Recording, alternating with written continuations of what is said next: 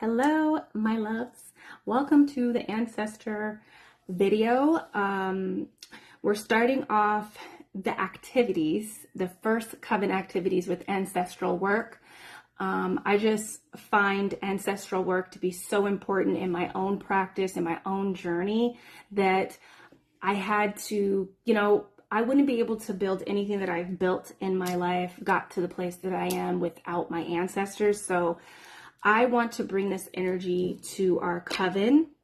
Now, this stuff that I'm going to mention, I'm going to give you my perspective on it, but you can probably find most of this stuff, especially how to work with your ancestors, anywhere on the internet. But I did want to bring my perspective and have this resource here in the coven for us, okay? So, like I said, you could probably find this anywhere on the internet.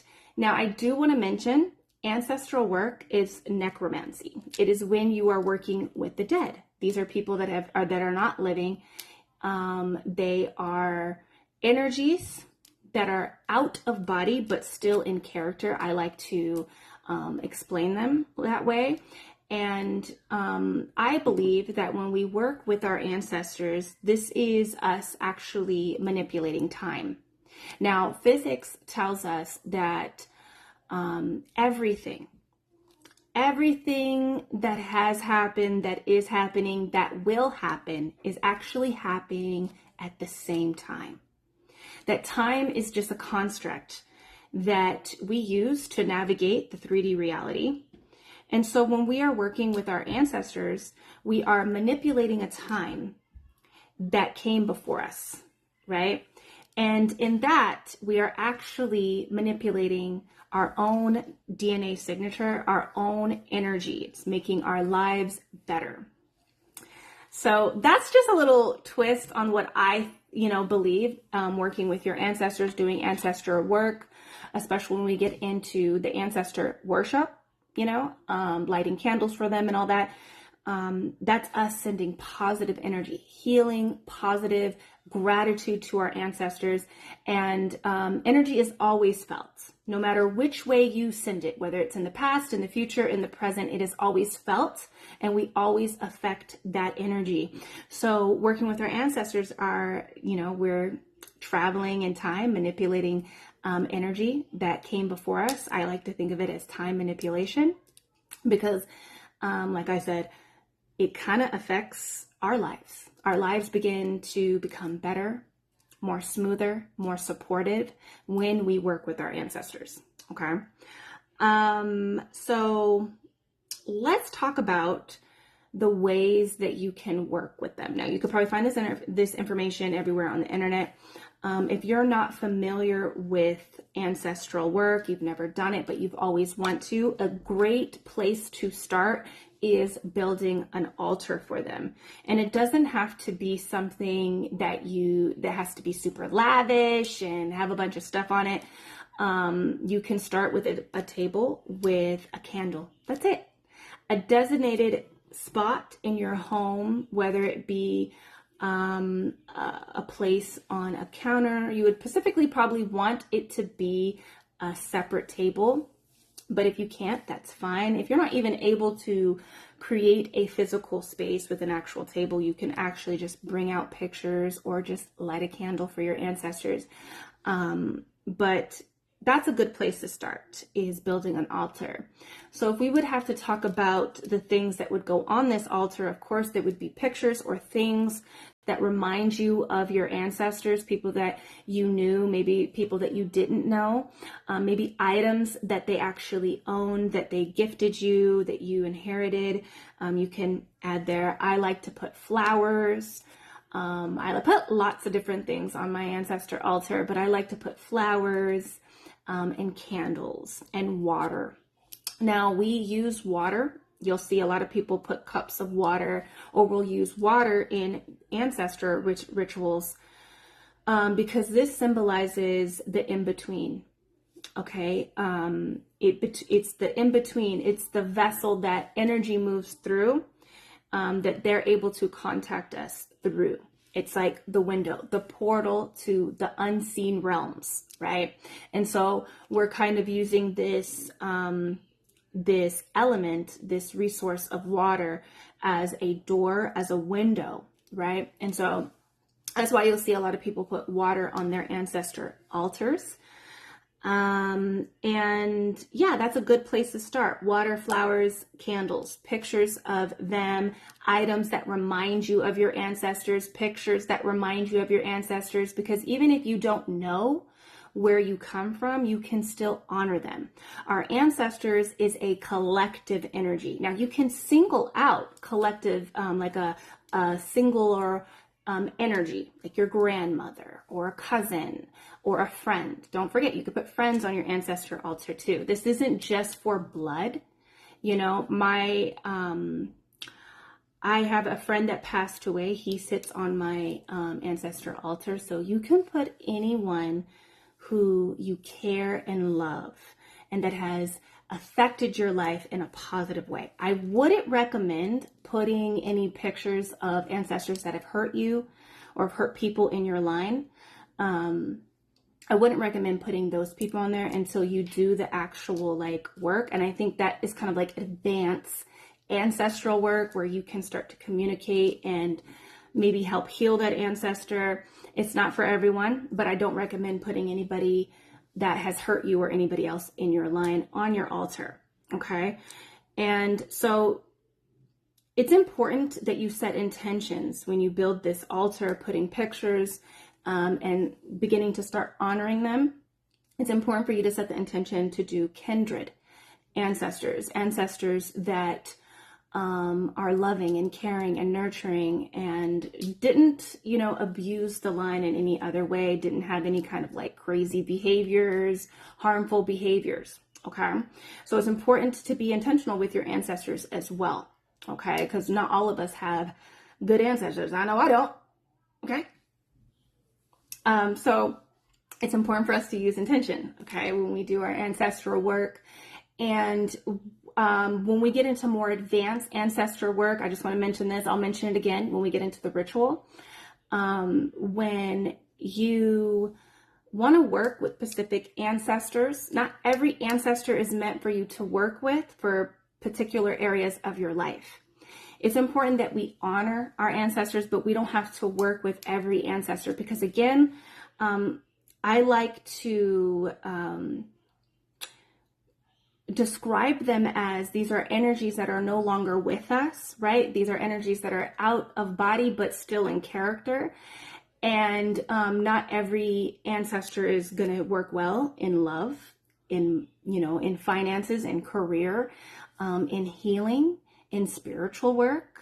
You know, some ancestors are great to go out and have a fun time and let loose, but they're not good when it comes to your finances. They're not good when it comes to like when you want to do a love working or ask for their guidance. That's more advanced ancestral work. I think if you haven't, like I said, worked with ancestors, you want to start by just honoring them because, again, this is necromancy. You are working with the dead. You are working with the spirit. And it could be a lot to take on energetically. And for some people, it can be kind of spooky. I know for me, when I first started working with my ancestors, you know, coming from a very religious background and doctrined and conditioned with certain, you know, mental programmings, patterns and stuff, it was kind of spooky for me. Okay. So you should just begin with making an altar. Pictures, candles, things that remind you of them, all that. Now, how can we honor them, right? We can honor them by lighting candles and making offerings like flowers, right? You can also leave their favorite treats, their favorite things, you know, like for instance, that I do want to mention like maybe their favorite things, they like to smoke cigars. Now, just because of my belief, you can come up with your own conclusion and your own beliefs when it comes to doing ancestral work. Like my grandpa George, he died from lung cancer. So I wouldn't leave cigarettes. I wouldn't feel right leaving cigarettes on the altar for him, even though maybe that might have been one of his favorite things, smoking, just to give an example of something like that. Okay. So, because again, you are affecting time, you're sending positive energy. And so you can leave their favorite things, but I wouldn't leave things that were damaging to their life. If you had an ancestor that was an alcoholic, like my grandfather, he was kind of like an alcoholic. I sometimes leave him whiskey, but I don't do it all the time. Okay. And so just with intention, with common sense, you want to be very intentional with working with your ancestors, because that alcoholic grandfather or uncle or whatever, when you give alcohol to spirits in Hoodoo, we believe that, when we give alcohol to spirits, what happens when people get drunk? They get wild. We do that for a certain, reason, for a certain energy, but it's not always meant, for all the time. Okay. So you can feed them their favorite things, feed them food, cook for them, get their favorite treats. You can buy them things like physical things, jewelry, whatever, perfume, whatever. This is a way to honor and to give good energy. And you can start there. A good also place to start working with your ancestors is learning about them.